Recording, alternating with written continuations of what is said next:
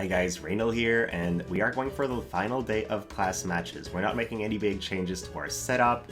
Yesterday, our losses were due to picking the wrong units in the wrong matchup, so we can fix that hopefully just with our brain.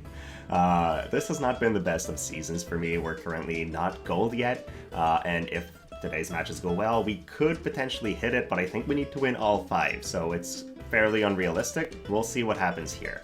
But yeah, I've been enjoying the game mode. I will be recording a separate video sharing my thoughts on how this went and what has made my experience enjoyable and less so. Overall, I'm pretty happy with the game mode. I'm glad we're getting more PvP. I just hope it doesn't replace class matches, because for me it's not as fulfilling of an experience. But I think the map was just very small, and that has led to many matches where, you know, AI just gets screwed because the enemy closes in too quickly or etc.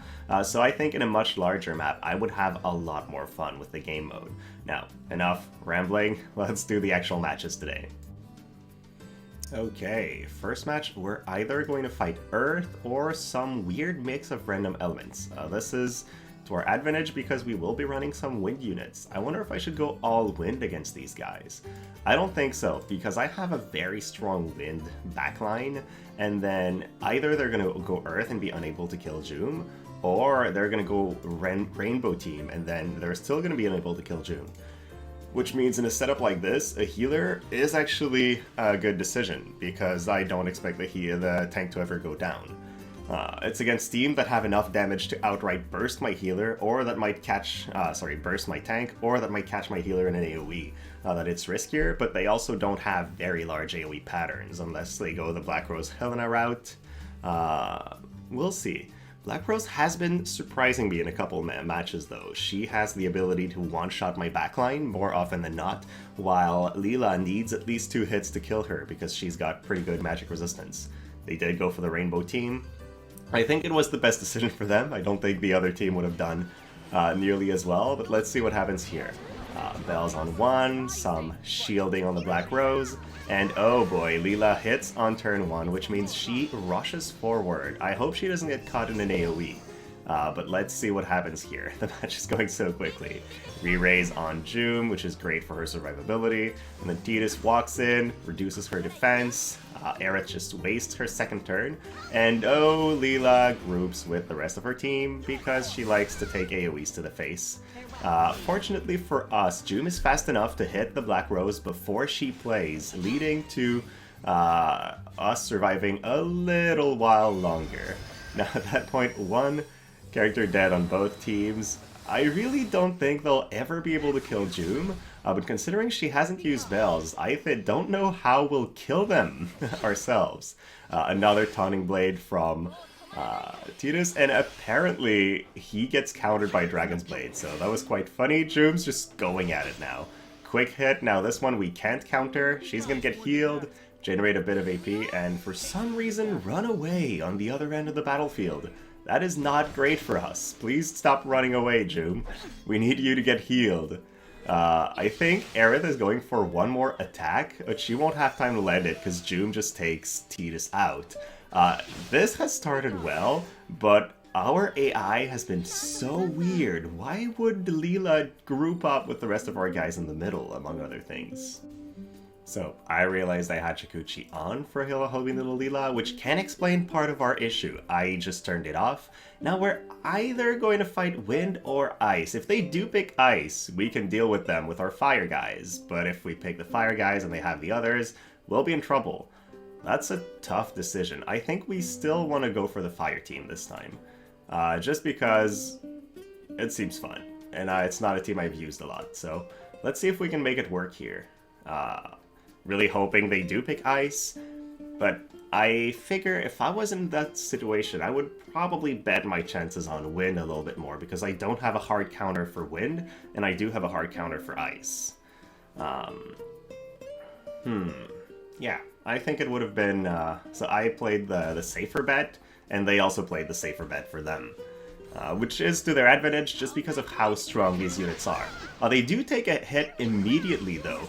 Oh, that is so good. Their Leela is set up for healing, and I just gave them healing power down. Now, on the unfortunate side of things, I also instantly lose one of my units because of their starting position, so that is not great.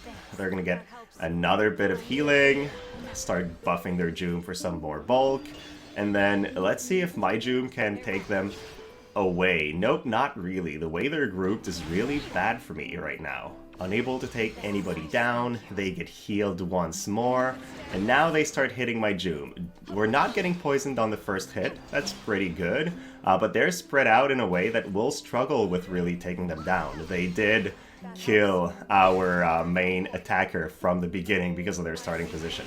So I think this match is going to be a loss, and it's all because of starting position. They were too close, again, short map, to my archer, so we moved in to hit them on the first turn before using bells, before increasing our survivability, and eventually they were able to heal the damage back because the rest of our guys couldn't follow up. I really hope the next season isn't a bigger map, because this one has led to that kind of thing too often for me this season.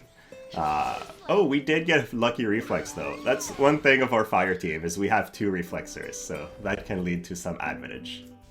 I feel like that previous enemy we fought had a very risky starting position, because we could have had, say, 2 attackers in the corner and just rush them with a faster speed.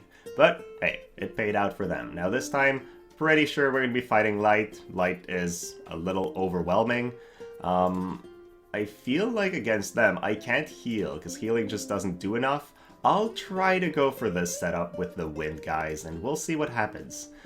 It's quite obvious they're not going to go for their Earth team when we have 3 Wind options. So we'll see how that is. I did kind of hide one of my Wind options by putting her down. I feel like if you just line up your 3 picks for one element and your 3 picks for another, it's easier for your enemy to figure out they have this and this. Whereas if you split units a little bit, it could be a bit confusing, but I don't feel like it's going to make a huge difference. So they've set up their Elena well, where she uses her courage ability first, which I think is the best way to do it. And then they're rushing to us. Fortunately, their tank is a little bit further, and I think they'll be grouping with the others. So at least we could get some AoE attacks in.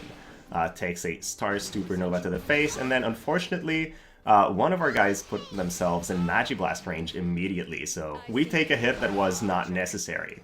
And then apparently Elena doesn't dodge, and we just delete Jaden and Elena back to back, so I guess the Wind team does pretty well. Maybe I should be using this one more instead of playing my healer strategy. I've been having a lot of fun using Aerith, but I feel like she hasn't paid off as much in the later days than, say, how valuable Moore was here. 1 damage with a physical attack, doesn't matter, takes him down slowly. I'm impressed how well Moore does at 115 as well. Okay, what is our matchup this time? It's same debate as last time. It's either going to be Ice or Wind, and I can take a bet and go with my Wind team, or I can go with my Fire team and then they're going to run Wind, and then I'll be in trouble. Do I want to take that bet? Good question. I guess I will do like last time, and really hope that they don't use a starting position that is troublesome for me. Now this player has a pretty high rank. I think he's ranked 93 in this season. I've heard some people complain about matchmaking.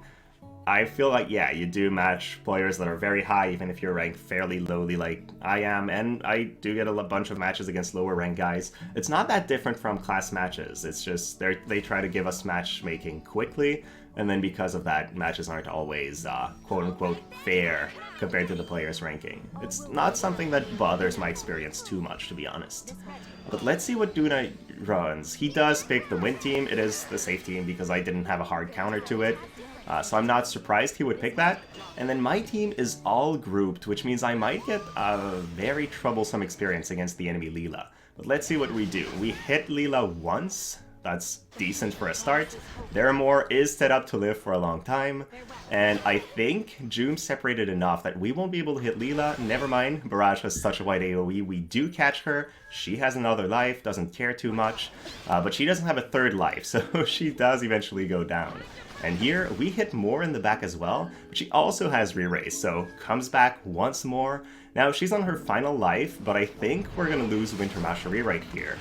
Can she tank that hit? She does have a decent magic resistance, so yeah, she actually survives. And I think we're set up well here because we can keep using AoEs with Sitya in the back, take their damage dealer down, and Joom is not going to be able to kill our team. So it looks like we're taking down a pretty highly ranked player this time. There we go, Winter Mastery does a good job. The bulk of our fire team has been quite important here. We are resistant-ish to magic. Alright, looks like we did it. And the season comes down to an actual impactful match, because if we win this match, we do get to gold, whereas if we lose it, we stay silver. So it's fun to have some interesting stakes here. I felt like it was pretty risky to pick the fire team against this other opponent, but it went surprisingly well. And I guess we won't have any choice but to do that again. No, I can't, because my fire team's not accurate, so I'm just going to miss Starlit Helena. Oh, that's a really tough call. Do I go for wind and get countered, or I kind of have to go fire because I'll get wrecked otherwise, but I'll get, yeah. I think my safer call should have been wind, but I kind of panicked because their ice could get hard counter. Their light team could not get hard counter, so they are going to pick light, and so wind was my best team. Since they're going to pick light, in my opinion, fire is a bad call because I won't be accurate. So that's where my guess is right now. They're going to just take light, and I made a mistake, yeah. So I panicked a little. Let's see if we can make it work still. They use Courage first, which is pretty scary, and immediately move in to hit me from turn 1. Which does mean we're fighting back. And apparently, Sitya did land the hit on the enemy, so I'm not too sure what's happening here, but I think we're killing Jaden immediately. Alright, Elena increases her evasion. We're just basic attacking now because we didn't use bells, and this is where things start getting more difficult. Let's see if they can take Joom down quickly enough though. With only one attacker, we might get saved by just the starting position. I'm gonna repeat though, I made the wrong team selection choices. So the units I picked were not the right one for this match. But maybe we can make it work somehow. We really need to chew through this incredibly tanky Engelbert while we can't heal much. So I don't know. Oh boy, yeah. The fact that we did not recover any AP on our Sitya is so bad. And they're almost done with our tank. We're still pretty far from being done with theirs. And then after that, we'll need Mashari to use guaranteed hits somehow on this Engelbert. 47 AP left on one of them. And we move on to the other unit, but we just miss. And this is where things get really bad.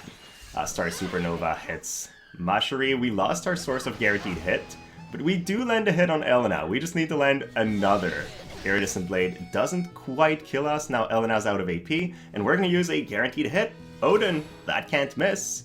So I guess we got very lucky that we landed 2 hits on the enemy Starlit Elena. I know we have some accuracy with Alexandrite Ring and what's not, but I think our hit chance is pretty low still. But hey, not gonna complain. We're getting to gold with this match, and it was an actual pretty good match. So this marks the end of the season. I have to say this last day has been the most exciting for me. I felt like there was a lot of competition, and somehow the fire team made it work, which was fun. It's fun to run things people don't expect and then have good performance out of them. So yeah, thank you so much for watching, guys, and I'll be back soon.